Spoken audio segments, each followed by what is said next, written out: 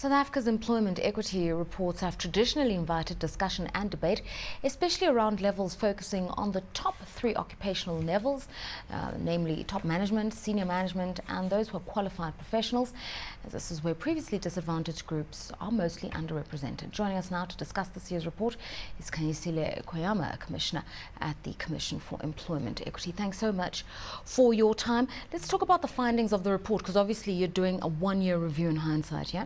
I think the main findings of the report would be that transformation is still relatively slow at particularly the levels that you mentioned, the top senior and professionally qualified levels. However, we did see some improvement in terms of the technically skilled levels just compared to the EAP, and that is the economically active population.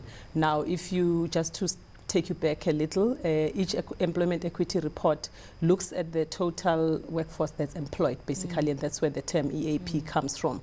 And as we look at the various levels and analyze the data, we compare that to the economically active population. Let's talk about that slow pace, because the Minister of Labour was lamenting the fact that it's too slow, you know, basically saying that of 86% of the workforce polled, we're only seeing modest changes. I think 16.9% at top management level, something like 35% at senior management level. Why are we failing just to break that glass ceiling? What's the problem here? You know, there's a combination of history in terms of that black people were traditionally not in those positions in the workplace, and to get that on board is taking a little bit. But in the last annual report, and in this one as well, we are saying that we are probably seeing a bit of sluggishness in terms of the workforce, in just getting up to speed and getting that done.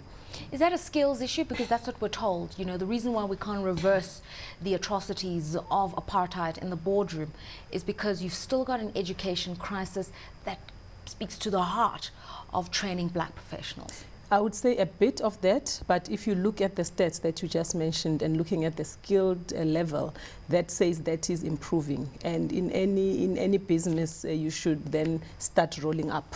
So it says that the skills are coming out. Previously, I don't have that report in front of me. When we released, we did some research on the skills coming out of tertiary institution. It said that there are more black graduates coming out in the specific skills.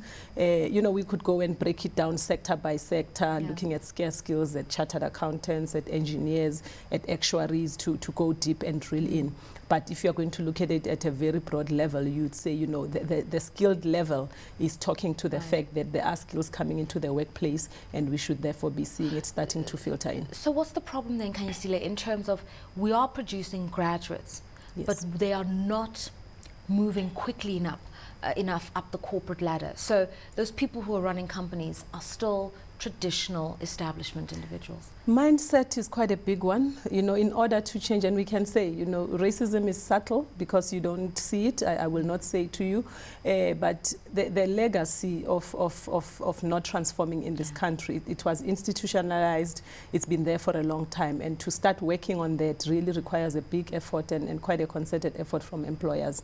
And that's really where we need to focus it at. There is the recruitment. If you delve deeper into the report, you will see that where there are opportunities for recruitment, white people are still being targeted for those types of recruitment. So it says we really need to go into the heart of the workplace to go to the top. And if you look at the stats at top, if you want to transform, you need to do it at that top level, so that the people who are driving it then are actually people who are committed.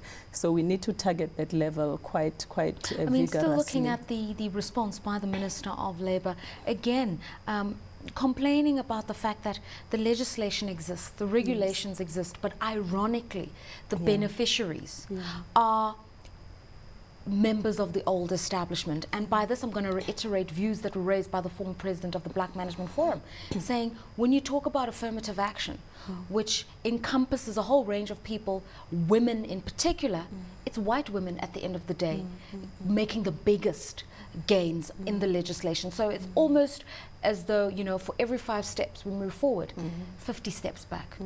Well, you see, the employment equity has been employer-driven so far, where you set, as an employer, you set your target, and then you have to meet that target. So if you set a target of 1 and you meet the target of 1, you have achieved it. That's why currently at NEDLEC, there are amendments on the table that are looking at, so to say, jump-starting that process or speeding it up.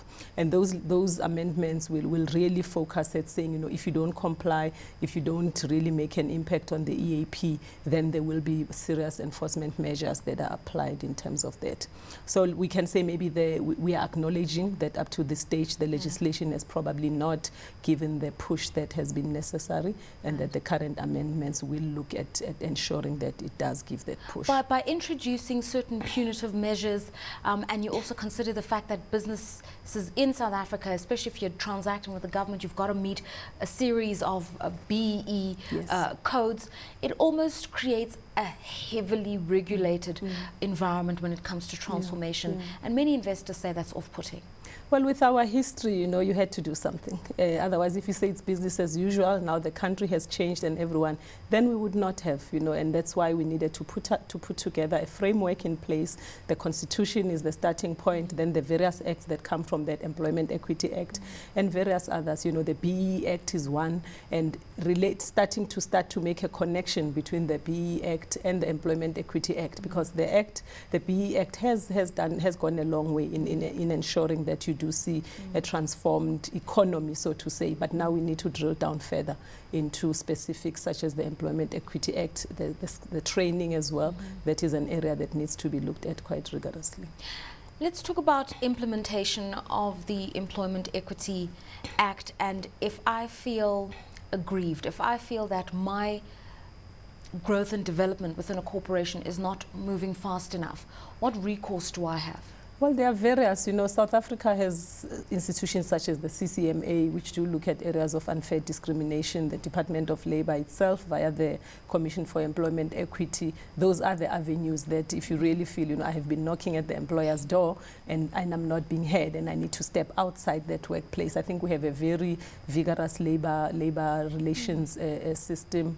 You know, just now you're reading the news about labor negotiations, and we have quite a vibrant labor system as well in terms of the labor unions that does ensure that employees are taken care of at the workplace and looks after the rights of employees at the workplace. And then in terms of ensuring compliance and some sort of awareness within corporate South Africa, do you think that probably a less streamlined approach in terms of just using blanket terminology such as disadvantaged communities, if you started to segregate and break it down into specific demographics of the disabled, of women, black women versus colored women versus Indian women, if you were to introduce a new subset of codes, that you'd speed it up? Those are some of the issues that are under discussion at the Commission for Employment Equity Act. I alluded to the Codes of Good Practice, to the BEE Act, which does delve into that type of detail, which spells out Indian, colored, African,